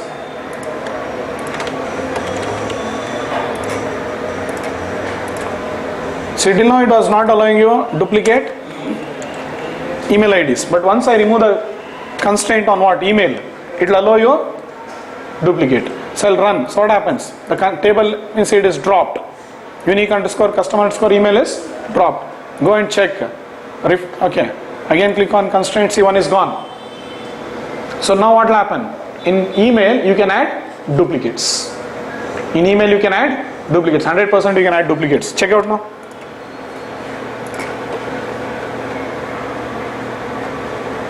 Run the query. Okay.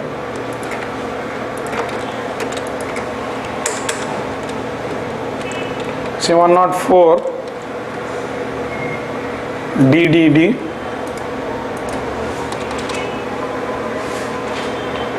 and c@gmail.com. See this.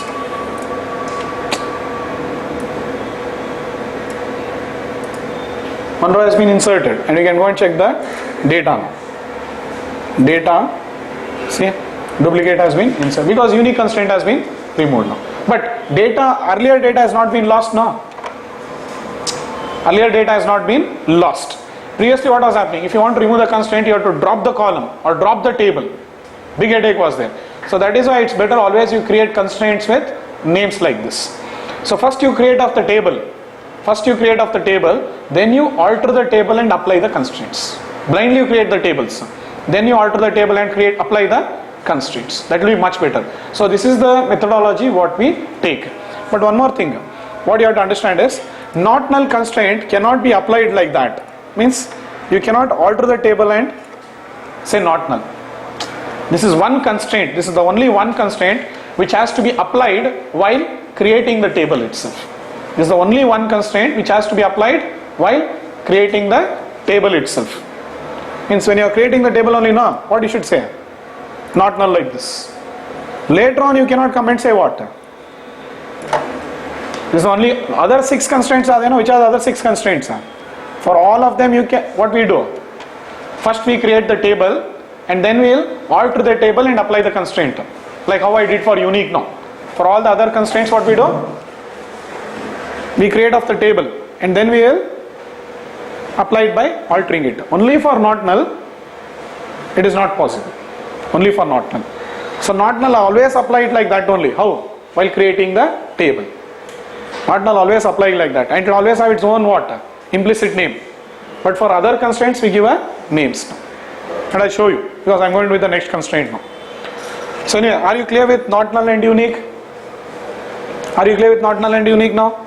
I completed everything. See, anyway, I have written the comment here. I have commented it and I have told very clearly what? What is that I have told? Will not work. Not null constraint should be given inline while creating the table in the create query itself. Very clearly I have told this will not work. So how you have to do it? See, for this one unique I did like this. Why? So that to remove it will become easy like this. But while for not null you have to apply it like this line. This is called as inline. When you are creating only you have to do it.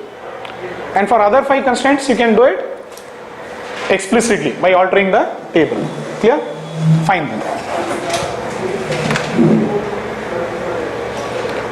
Fine. So now which one is over? Unique and not null is finished. So now I will go with what? The next constraint. Yeah, the check constraint will go. Yeah. So the next heading you can take down check constraint. Okay, or yeah, we'll read this before we go to check constraint. See, not null modify prevents what? Null values from appearing in the column. Null is not equivalent to 0 or space or any other value. Yes. If a column has null value, it means value has not been provided in the column. Simple as that.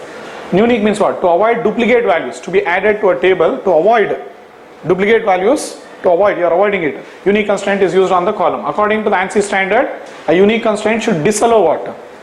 Disallow non-null values but allow multiple null values. You add multiple nulls, it will definitely allow you. So null values can be duplicate. Understood? See, for 2 customers, I show you that. For 2 customers, I will not give the email ID.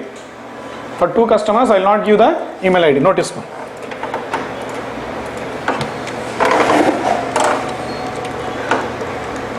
So that's one final thing now. For 2 customers, I will not give it.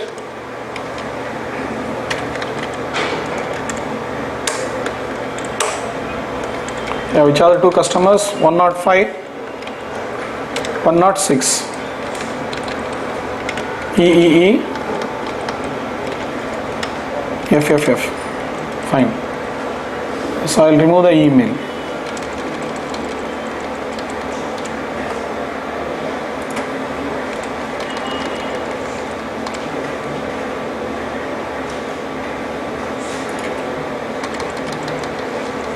It is unique. Remember that. Yes, done. So if you want, you can go and see the constraints. Okay, I have dropped it now. I'll apply it again. See, if you want, you can apply again. How do you apply it?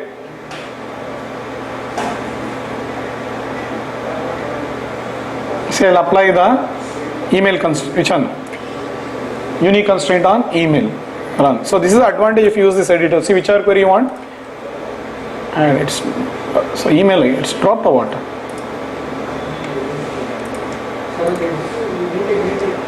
Huh?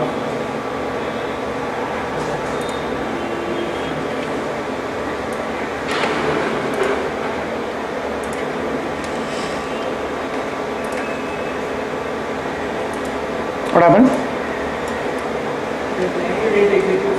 Which line? Duplicate email values. No, I am trying to first add the constraint onto the table. First I have to add the constraint. You can try it now.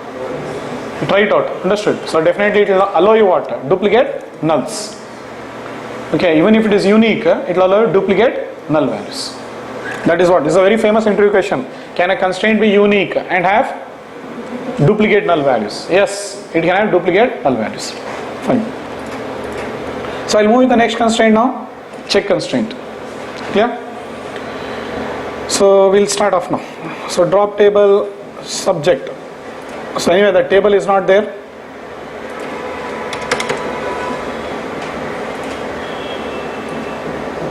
So I'll copy all the queries related to check constraint. Instead of copying it one by one, I'll copy it off related to check constraint from here. So only one line of explanation is there. This constraint enforces some business rules on the specified column. What business rule we'll see. First I'll execute the query and I'll show you what is the problem and how do you solve it. Drop table subject run. So the table is not there, so you get the error. So next I'll create the table. So what is the name of the subject you are creating? Table. The name of the table is subject. So the table is created. So I'll clear this now.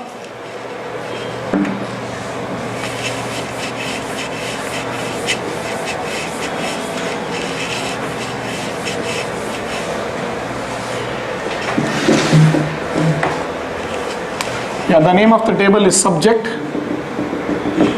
and there are some columns. Subject underscore ID is the first column. The next column name is subject underscore name. The next column name is student underscore name. The next column is credit. Credit means it's the marks which the student gets. You'll secure some marks now. So they are marks which he secures. So this is one table now. So now see, here I have created a table. Now I'll insert one record now. And here focus on only on check constraint. Do not focus on what? Unique, not null. So only one column you focus, which on credit. Okay. So do not think about not null, unique and all. Just only one column. For credit you focus now. The problem with credit column. Insert into subject, I'll insert on record now. What is the record I'm inserting? 101 maths. Sub student name is AA and he has secured how many marks? 96. Now by mistake, see, one more record. Assume that while inserting same 101 maths AA, a value gets inserted like 650. Now anybody secure 650 marks?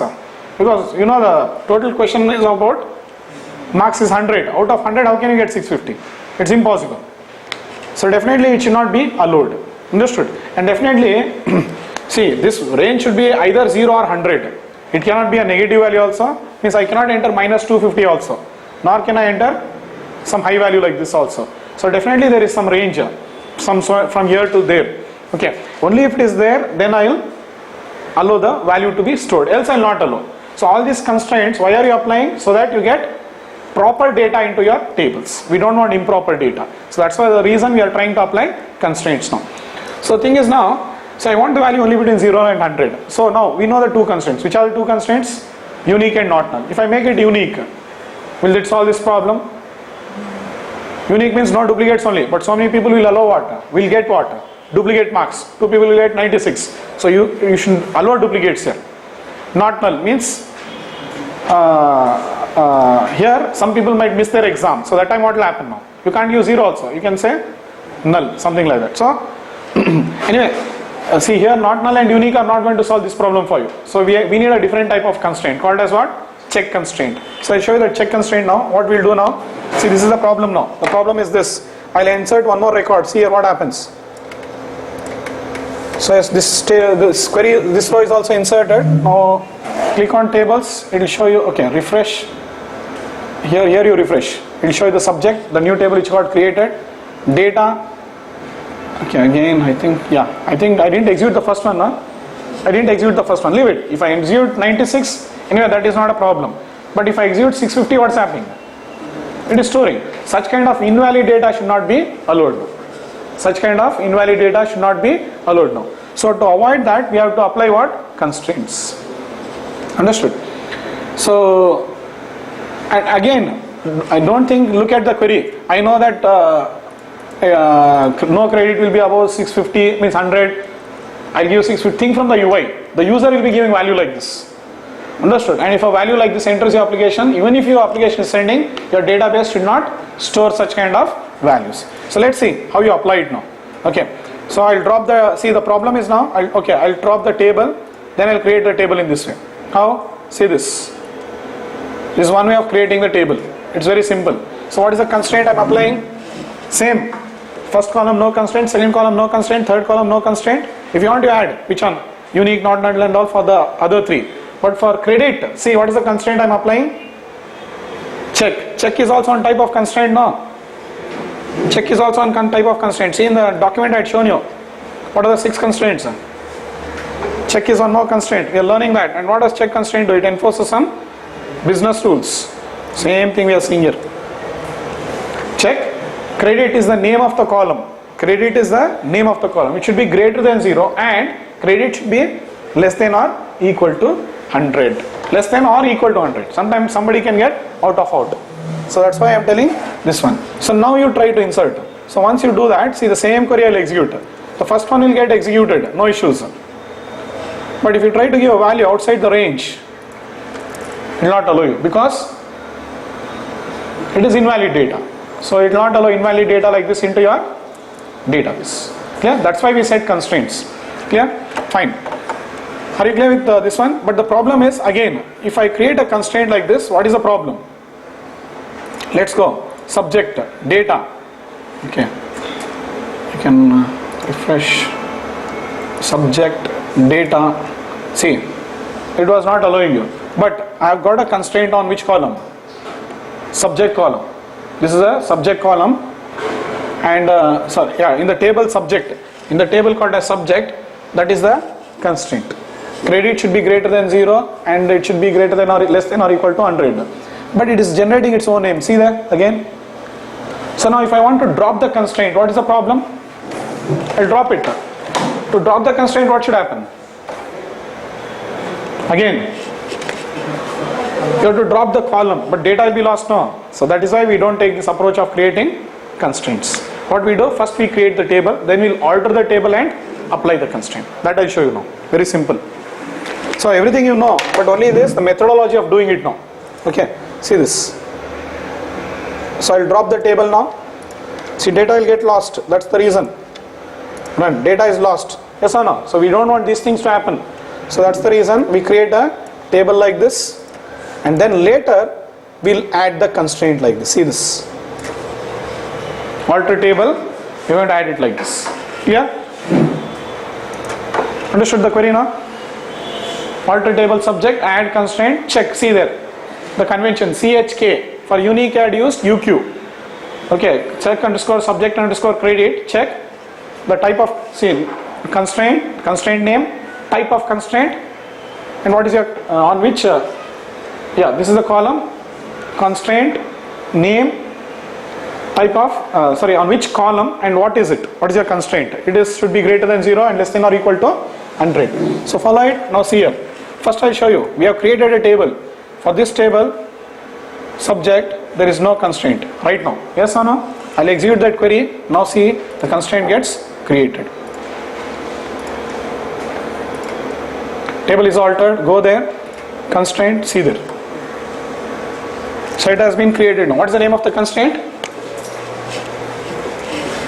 Check underscore subject underscore credit.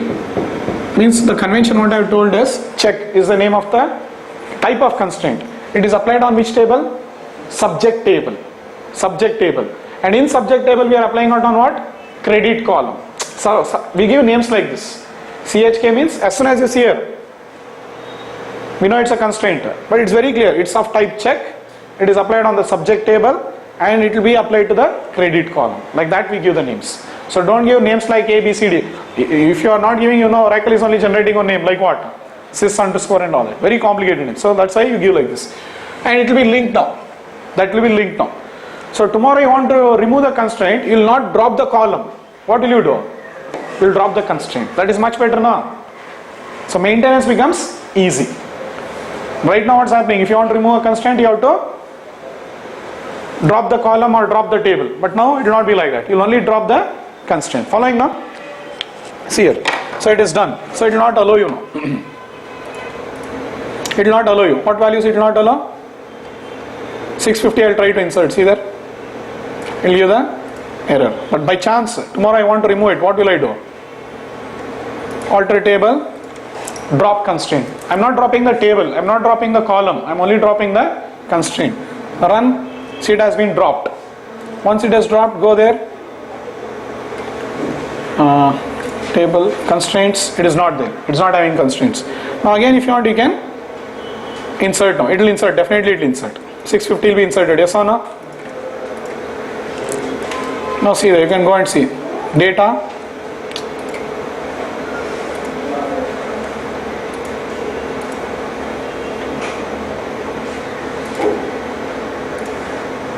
$650 has been inserted.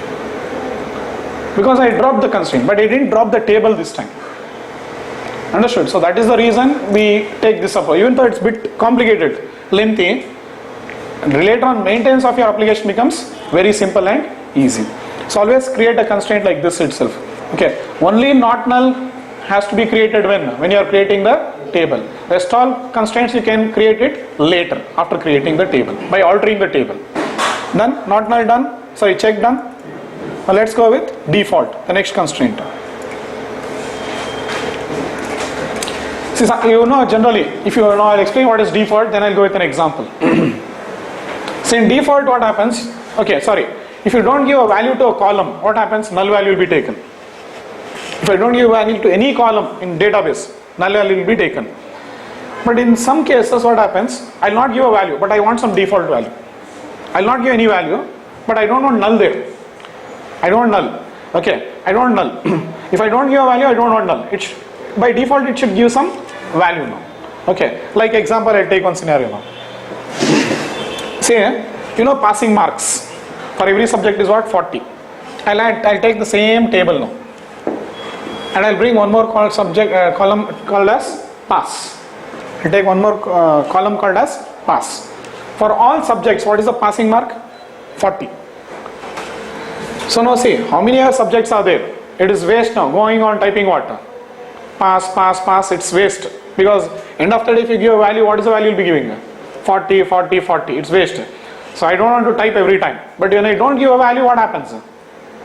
If I don't give a value, what happens? Null value will be inserted. My problem is, see, if I go on inserting now, 1 or 2, subject is physics. Subject A student has secured something like 45 marks. Passing marks is 40. But for every record I have to go on typing this query now, inserting the record now, 40, 40 I have to type. It is unwanted. Sometimes I don't want to give the value because for every query it will be same. Okay. But by chance, okay, if I don't give, the value will be what now? Null. So to avoid this kind of problems, there is one constraint provided called as default. If you don't give a value, by default it will give the values whatever your required value, 30, 40, anything like that. So I'll show you. So we'll take the same table, and for that table I'll add one more column called as pass, and I'll be setting the default constraint on that. And you know, again there are two ways. One, you can do it inline, or one is you can create the table and alter the table. Okay, same way, and do it.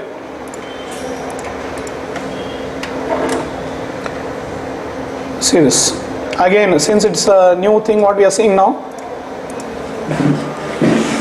You got the concept now? And okay.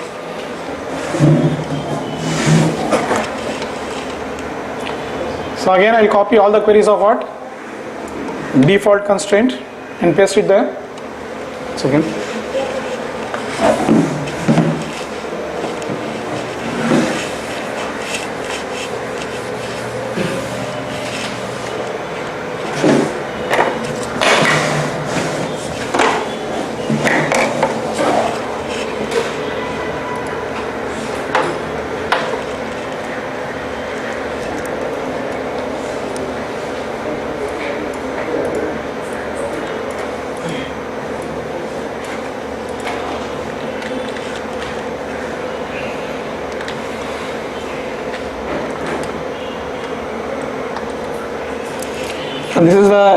These are the queries for what? Default constraints. I'll copy and paste all the queries, or you can type one by one. Okay. So these are the different queries for default constraint. I'll copy it.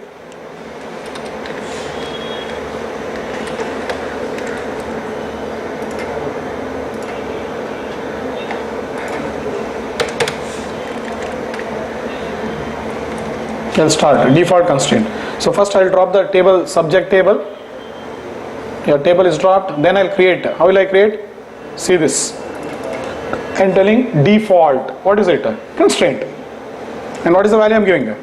40. Very simple. Like how you're telling not null, unique and all. For which column? Pass column. And look at the other data types here. They're using, these are the different data types of what now? Oracle.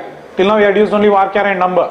And look, integer, varchar. Integer is also one more data type in what? Oracle, varchar, numeric. These are all data types. Differences and all we'll see later. But these are the different data types you got in Oracle. So now what happens? Pass is the column name. Numeric is the data type. This is the size 2. Default is the constraint. But what value? 40 value. Very simple. Concept is so big, but doing it is very simple. Your problem is so big, but they solve it in a fraction of a second with simple things like this. So I'll run the query now. So once it is created, now see, the table is created. Let's go back and check. Subject table, yeah. Still now. Yeah, now you can see when I refresh it, pass is coming. And constraint. Table has no constraints this time. Which one we executed? Default constraint.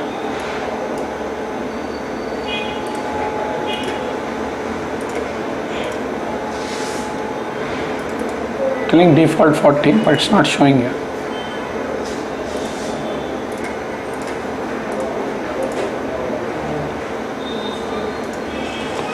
But here it is showing very clearly. It contains no data.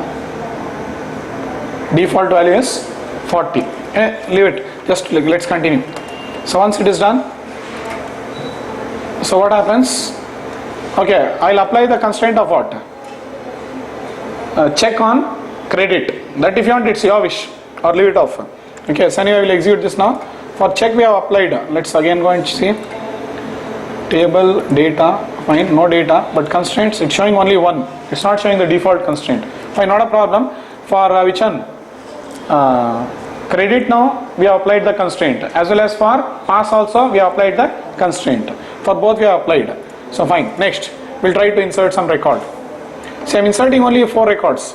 Sorry, 4 column values. ID, name, student name, credit. Am I inserting pass marks? No. See this, what happens. I'll run. So if you are not inserting till now, what was happening? Null value is getting inserted. But you'll not see a null value here. Go and check. Data. What is the value? 40. But did I give the value here in the query? Did I type anywhere 40? No, I didn't type. So that is what you mean by default. If you don't give it, it will be taking default values. Understood? So that is the meaning here. See here. Allows defining default values that a column should have. It allows you to define default values. Usually if no value is supplied for a column, then it is assigned what? A null value. Okay. The default modifier overrides this and assigns the default value. That's it. One last thing about default is you have to understand this point. See, if you don't give a value, it will take what? The default value. But if I give a value, your will be taken. Means if you don't give it, it will take default value. Now I am telling you pass marks is what? Supposingly there is one subject, only one subject. For that subject there is pass marks of 60, some practical or something like that. So example, what will I do now? Pass marks I'll make it as 60 now. So if I don't give, 40 it will take. But if I give 60. But null value will not be there. If you put the default constraint, definitely null value will not be. If you don't give, default value. If I give, my own value will be taken. That's it. This is one last thing about default now. See this now. You can go and check there. It will be data. Same I inserted everything, signs or something, but it is of 60 marks. Clear? Okay. So I completed the 4 constraints now. Which are the 4 constraints we have completed? Not null, unique, check and default. Next class we'll see primary key and foreign key constraint. Okay, that's it.